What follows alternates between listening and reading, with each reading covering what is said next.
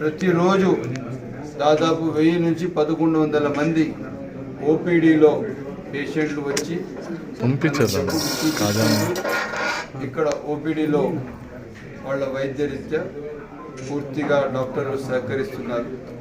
కొత్తగా దాదాపు 63 మంది నర్సెస్ వచ్చారు.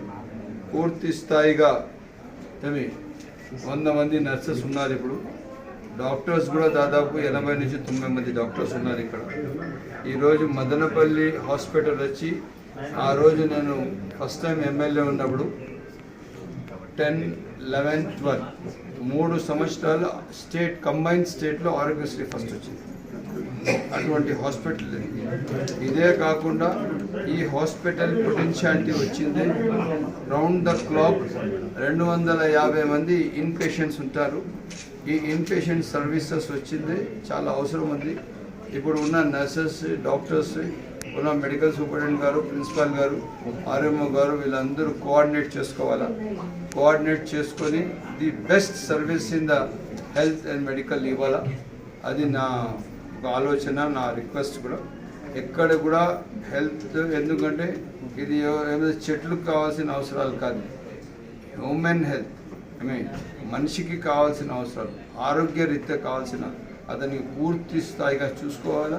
ఏ అవసరం వచ్చినా కూడా కార్పొరేట్ స్థాయిల్లో మన హాస్పిటల్ పనిచేయాలి. ఆ విధంగా మనం అందరం తయారు.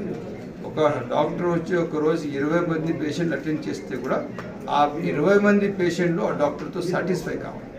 నర్స్ ఒక రోజుకి 20 మంది పేషెంట్ అటెండ్ చేస్తే కూడా ఆ నర్స్ పర్ఫార్మెన్స్ ఎలా ఉండాలంటే పూర్తిగా వాళ్లకు అంత మంచి హాస్పిటాలిటీ ఇచ్చినట్లు ఉండాలి. So this is the face of the hospitality. ఇక్కడ ఎక్కడ కూడా వేరే దానికి తావు లేదు. Service is the motto. చాలా బాధ్యతగా పనిచేయాలా. అందుకోసం నేను డాక్టర్స్కి రిక్వెస్ట్ చేస్తున్నాను, నేను నర్సెస్కి రిక్వెస్ట్ చేస్తున్నాను, దయచేసి మీరు ఇంకా బాధ్యతగా పనిచేయాలా.